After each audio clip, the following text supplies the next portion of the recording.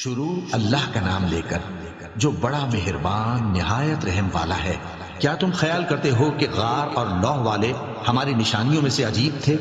جب وہ نوجوان غار میں جا رہے تو کہنے لگے کہ اے ہمارے پروردگار، ہم پر اپنے ہاں سے رحمت نازل فرما اور ہمارے کام میں درستی کے سامان مہیا کر۔ تو ہم نے غار میں کئی سال تک ان کے کانوں پر نیند کا پردہ ڈالے رکھا، یعنی ان کو سلائے رکھا۔ پھر ان کو جگہ اٹھایا تاکہ معلوم کریں کہ جتنی مدت وہ غار میں رہے دونوں جماعتوں میں سے اس کی مقدار کس کو خوب یاد ہے۔ ہم ان کے حالات تم سے صحیح صحیح بیان کرتے ہیں۔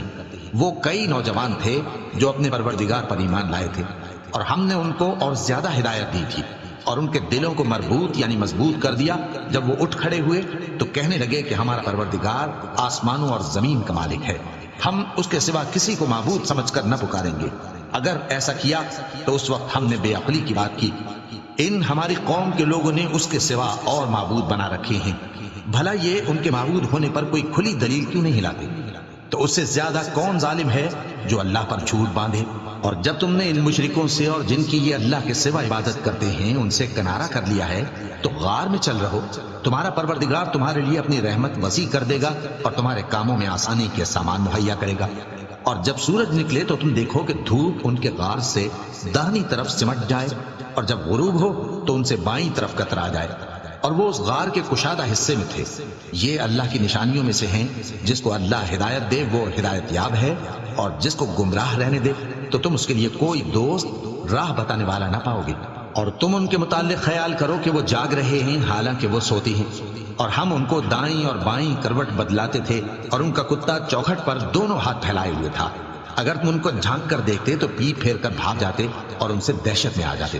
اور اسی طرح ہم نے ان کو اٹھایا تاکہ آپس میں ایک دوسرے سے دریافت کریں۔ ایک کہنے والے نے کہا کہ تم یہاں کتنی مدت رہے؟ انہوں نے کہا کہ 1 دن یا اس سے بھی کم۔ انہوں نے کہا کہ جتنی مدت تم رہے ہو تمہارا پروردگار ہی اس کو خوب جانتا ہے۔ تو اپنے میں سے کسی کو یہ روپیہ دے کر شہر بھیجو، وہ دیکھے کہ نفیس کھانا کون سا ہے تو اس میں سے کھانا لے آئے، اور احتیاط سے آئے جائے اور تمہارا حال کسی کو نہ بتائے۔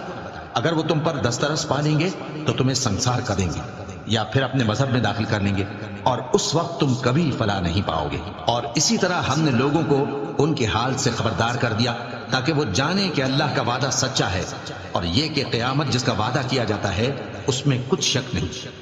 اس وقت لوگ ان کے بارے میں باہم جھگڑنے لگے اور کہنے لگے کہ ان کے غار پر عمارت بنا دو۔ ان کا پروردگار ان کے حال سے خوب واقف ہے۔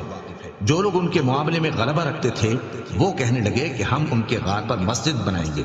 بعض لوگ اٹکل پچو کہیں گے کہ وہ 3 تھے اور چوتھا ان کا کتا تھا، اور بعض کہیں گے کہ وہ 5 تھے اور چھٹا ان کا کتا تھا، اور بعض کہیں گے کہ وہ 7 تھے اور 8واں ان کا کتا تھا۔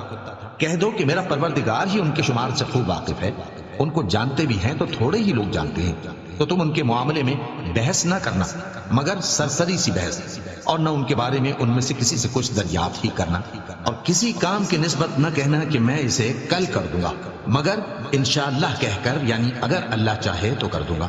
اور جب اللہ کا نام لینا بھول جاؤ تو یاد آنے پر لے لو، اور کہہ دو کہ امید ہے کہ میرا پروردگار مجھے اس سے بھی زیادہ ہدایت کی باتیں بتائے۔ اور اصحاب کہف اپنے غار میں 9 پر 300 سال رہے۔ کہہ دو کہ جتنی مدت وہ رہے اسے اللہ ہی خوب جانتا ہے، اسی کو آسمان اور زمین کی پوشیدہ باتیں معلوم ہیں، وہ کیا خوب دیکھنے والا اور کیا خوب سننے والا ہے۔